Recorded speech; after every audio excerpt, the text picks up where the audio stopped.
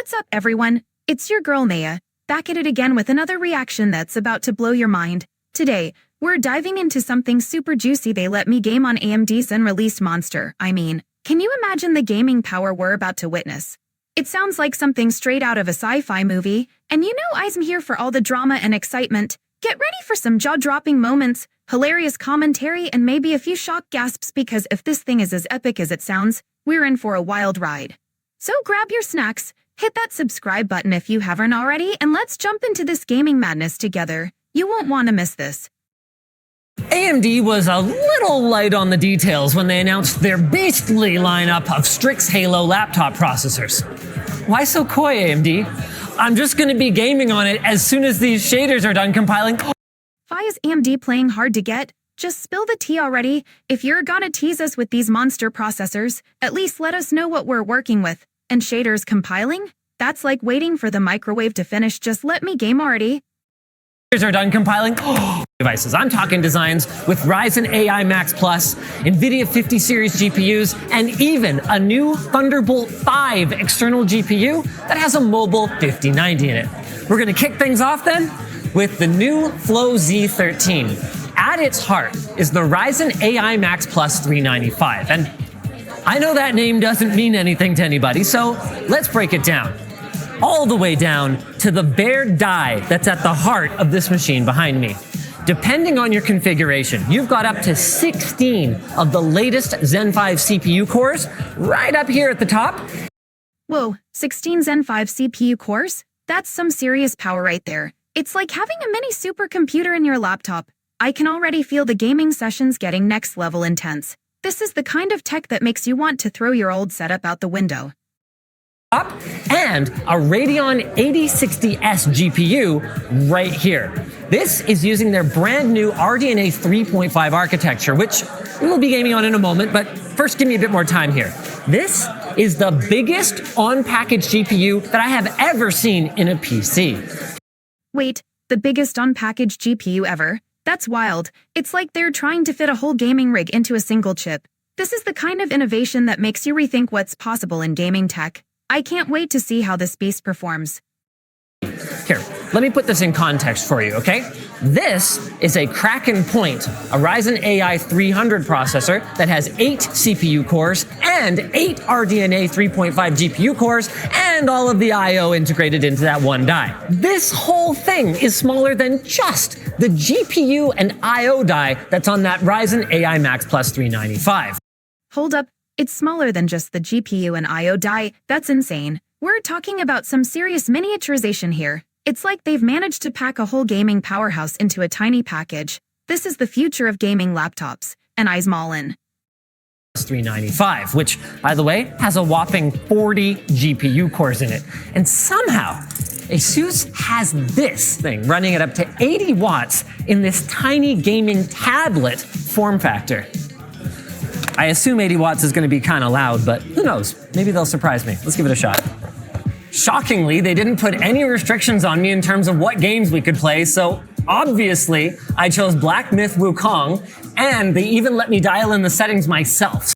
Black Myth Wukong? Now that's a choice. It's like they handed you the keys to a sports car and said, go wild. Being able to dial in the settings yourself is a game changer. It's all about that personal touch, and I can't wait to see how this beast handles those graphics. Settings myself, so I'll show you guys what we're running at. We've got the panel set to the native 2560 by 1600. Then we've turned our rendering resolution to about 1080p, but not 1080p low or medium. I'm talking 1080p high. And guys, check this out. I'm not allowed to have an FPS counter, but what I can tell you guys is that this is well above 60 FPS. On a device this slim, using integrated graphics. Wait a minute, over 60 FPS on a slim device with integrated graphics? That's seriously impressive. It's like they've cracked the code for portable gaming. If this is the kind of performance we can expect, then sign me up. This is a total game changer for gamers on the go. To achieve this took some doing though. The vapor chamber got changed from copper to stainless steel. So it's the same effectiveness at moving the heat, but less weight and less dissipation of that heat internally before it can be expelled outside. Now, it's not the quietest thing in the world. In fact, I bet you can even hear it on the trade show floor. But the fact that it's doing this at all, pretty cool. And using Armory Crate, which is conveniently accessible with this nice new button here, we can actually change our performance profile on the fly. Changing performance profiles on the fly? That's next level convenience. It's like having a turbo button for your gaming experience. Being able to tweak settings instantly is a game changer, especially when you need that extra boost in the heat of battle. This is what gamers dream of. On the fly. So I'm running in turbo right now, which isn't even the maximum. But I'm not going to turn it to max yet. First, I actually want to try silent, which is 28 watts, and see what we can get here. Okay, now we're looking at something that's probably closer to about 25 FPS. But here, let me pop into the menu again. Let's turn her down to medium, where now, that's more like a smooth 30, if I had to guess, maybe 35.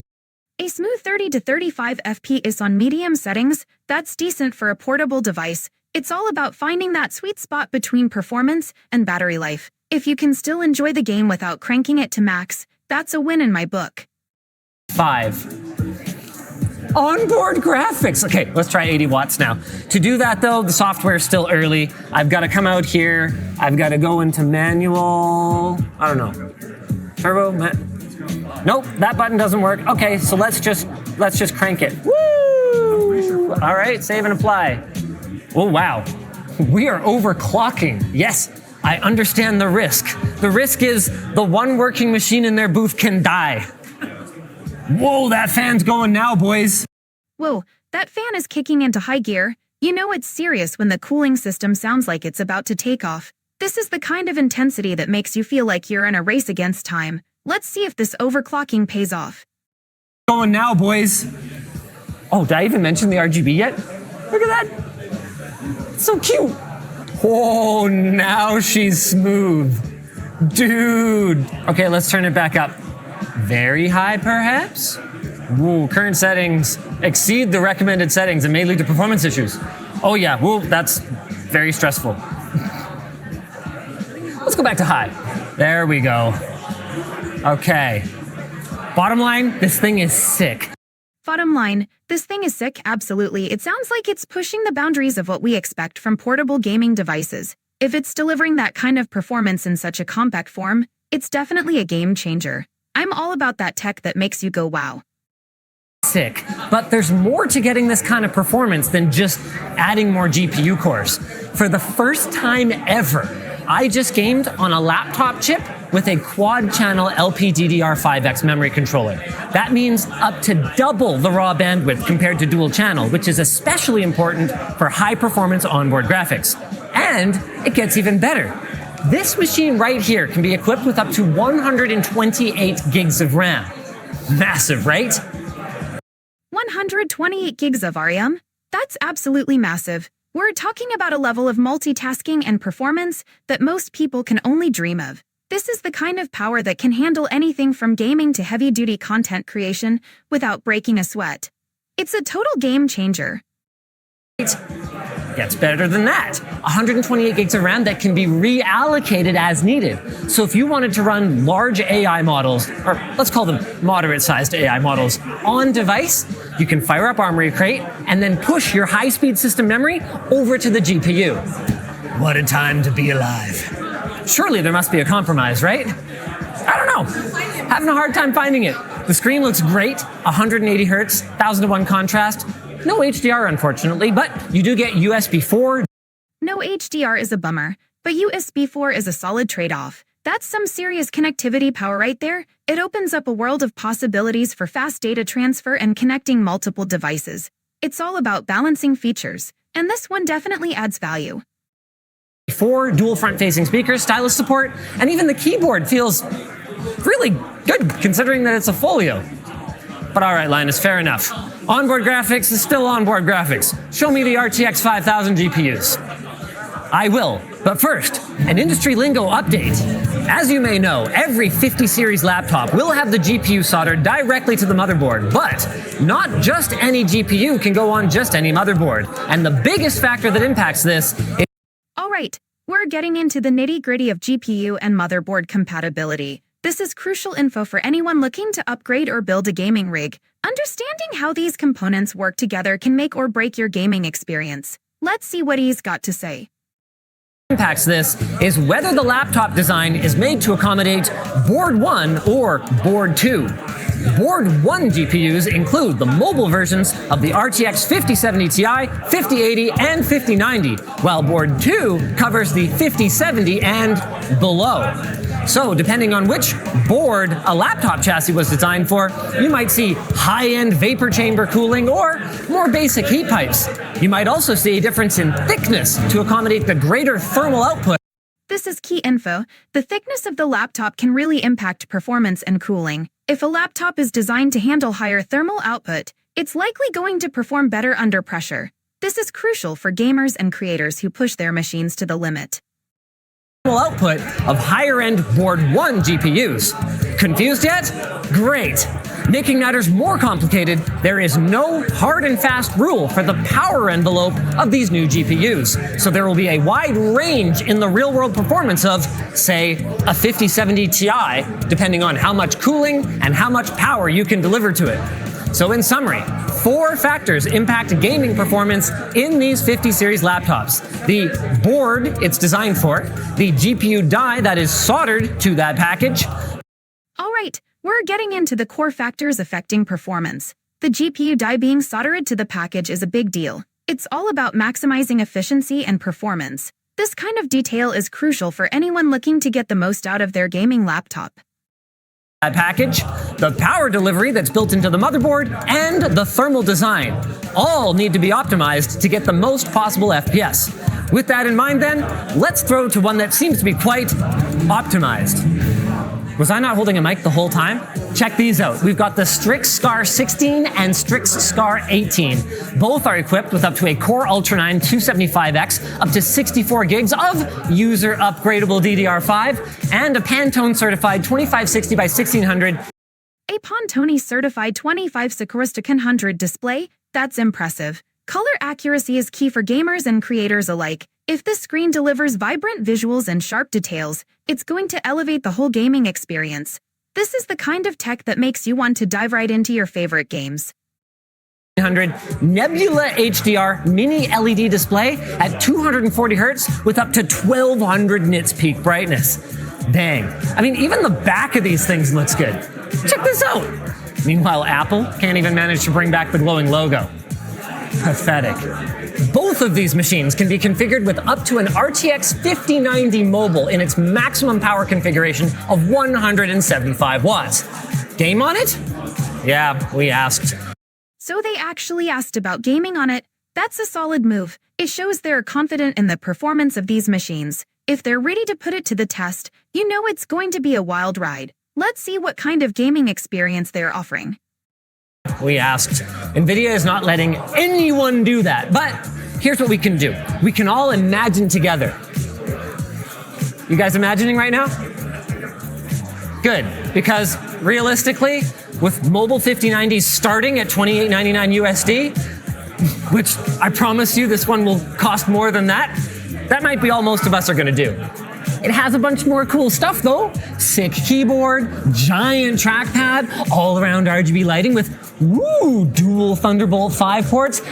Dual Thunderbolt 5 ports? That's a game changer. This opens up so many possibilities for connectivity and speed. Whether you're connecting multiple displays or transferring data at lightning speed, having those ports is a huge win for gamers and creators alike. This laptop is stacking up some serious features. Ports and... No way! I don't even need it! A toolless bottom latch on a laptop? It's that fast! A toolless bottom latch, that's a game changer for maintenance and upgrades. It's all about convenience, and being able to access the internals quickly is a huge plus for anyone who likes to tinker with their gear. This is the kind of innovation that makes a laptop feel more user-friendly. Check this out! 90 watt-hour battery, dual Gen 5 SSD slots, and there it is! those upgradable sodium slots. We focused on the 16 because the 18 is almost the same. Bigger display, obviously, and a number pad and a bit more space for the speaker drivers, so it ends up sounding a bit better. That's about it. Now it's time to check out the red-headed stepchild of this generation, Strix G. I mean, the Intel version looks pretty sick, but the AMD version has AMD's new Fire Range mobile processors. The AMD version with Fire Range mobile processors? That's intriguing. If these processors can deliver solid performance, it could really shake things up in the gaming laptop market. It's always exciting to see how new tech can enhance gaming experiences. Mobile processors, which look nuts, with up to 16 full-fat Zen 5 cores at up to 55 watts. There's even a 3D V-Cache variant that should be the fastest mobile gaming CPU on the planet, which makes it all the more disappointing that the GPU maxes out at a 5070 Ti? I mean, look, I know this is sponsored or whatever, Asus, but what the heck? Those of you listening closely will know that the 5070 Ti is board 1. So the 5070T is board 1? That's a crucial detail. It means the performance might not reach the full potential of those powerful AMD processors. It's a bit of a letdown when you have such high expectations for a gaming laptop. Balancing the CPU and GPU is key for a great gaming experience. Board 1. So a 5090 would be pin compatible with the motherboard. Why not make that available? Well, those of you who were listening even closelier will know that power delivery and thermal design also play a major role in GPU compatibility, and this motherboard wasn't built with enough whoosh for the bigger chips. It also has a non-HDR display, smaller trackpad, etc., which is a shame because I'd like to see Fire Range get the proper high-end laptop treatment. Absolutely, a Fire Range deserves the high-end treatment, especially with those powerful cores. It's frustrating when a great CPU doesn't get paired with a GPU that can match its potential. If they could optimize that, we'd see some serious performance gains in gaming laptops. Treatments. Maybe in the future? Finally, it's time for the machine I'm probably most excited about. See, I've been really enjoying my Snapdragon X Elite, great battery life and all that, but I'm hungry for something with some gaming oomph, and the Zephyrus G14 looking kind of sick this generation. It's the same great chassis we know and love, but now with a Strix Point CPU and a slightly more betterer chassis to love even more. See, there's a board 2 version. A board 2 version. That's interesting. It's great to see options for different performance levels. If they're optimizing the chassis for better cooling and power delivery, this could be a solid choice for gamers looking for a balance between portability and performance. That is going to be able to support up to a 5070 and a board 1 version that is a little thicker than before, like a millimeter plus, that'll do up to a 5080, albeit at just 110 watts.